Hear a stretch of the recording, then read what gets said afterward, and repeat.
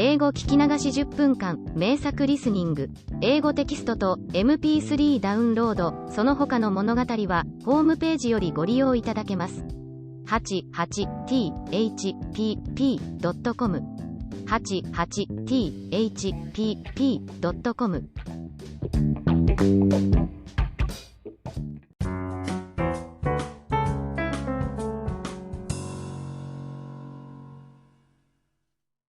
Briar Rose. A long time ago there were a king and queen who said every day, "Ah, if only we had a child." But they never had one. But it happened that once when the queen was bathing, a frog crept out of the water onto the land, and said to her, "Your wish shall be fulfilled. Before a year has gone by, you shall have a daughter." What the frog had said came true, and the queen had a little girl who was so pretty that the king could not contain himself for joy, and ordered a great feast. He invited not only his kindred, friends and acquaintance, but also the wise women, in order that they might be kind and well disposed towards the child. There were 13 of them in his kingdom, but, as he had only 12 golden plates for them to eat out of, one of them had to be left at home.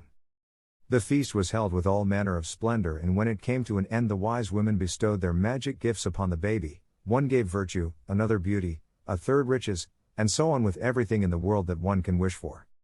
When 11 of them had made their promises, suddenly the 13th came in.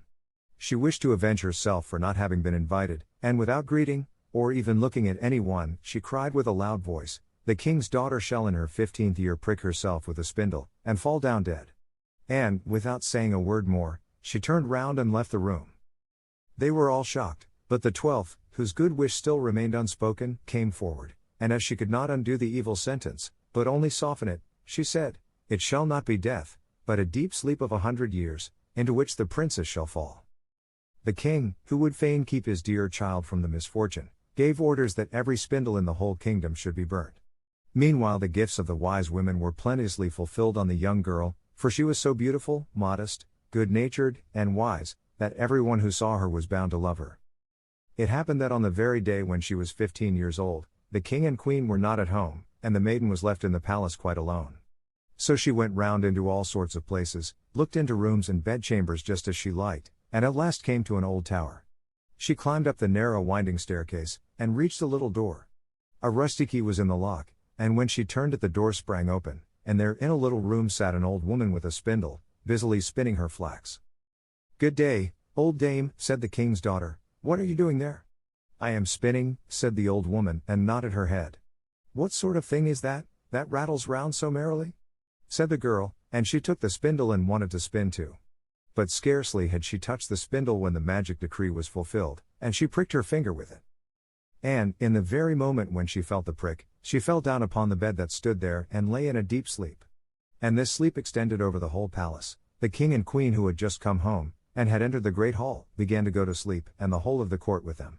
The horses, too, went to sleep in the stable, the dogs in the yard, the pigeons upon the roof, the flies on the wall, even the fire that was flaming on the hearth became quiet and slept. The roast meat left off frizzling, and the cook, who was just going to pull the hair of the scullery boy, because he had forgotten something, let him go, and went to sleep. And the wind fell, and on the trees before the castle not a leaf moved again. But round about the castle there began to grow a hedge of thorns, which every year became higher, and at last grew close up round the castle and all over it, so that there was nothing of it to be seen, not even the flag upon the roof.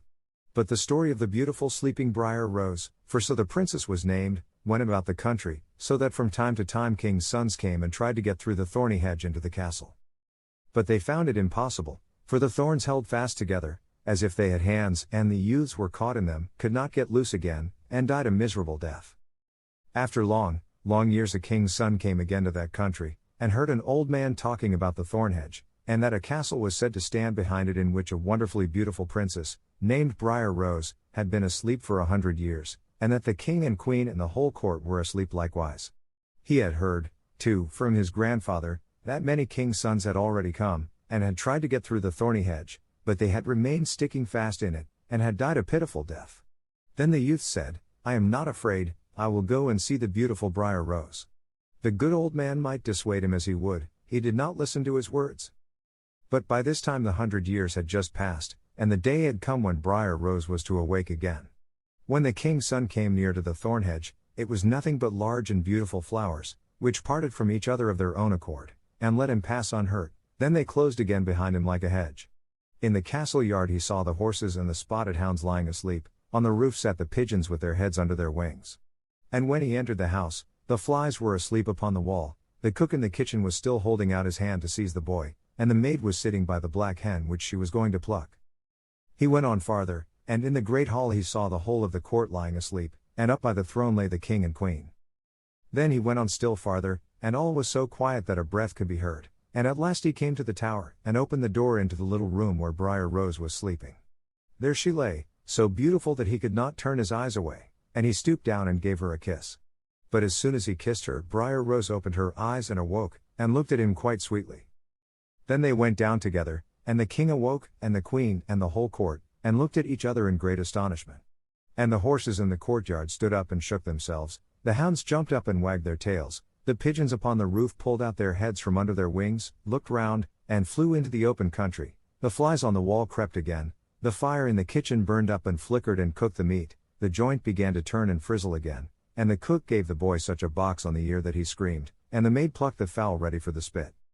And then the marriage of the king's son with Briar Rose was celebrated with all splendor, and they lived contented to the end of their days.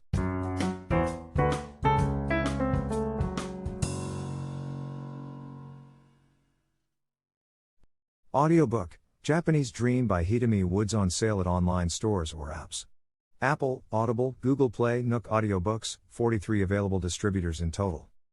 英語聞き流し、リスニング対策に最適。京都で暮らす、ある家族の、おかしくも悲しい出来事を、英語で綴ったオーディオブック。The Family in 京都。原作、ナレーション、秀見ウッズ。Amazon、Apple、Google Play 等で発売中。英語テキストは、Kindle で発売中。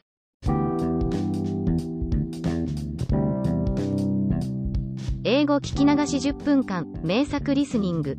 英語テキストと MP3 ダウンロード、その他の物語は、ホームページよりご利用いただけます。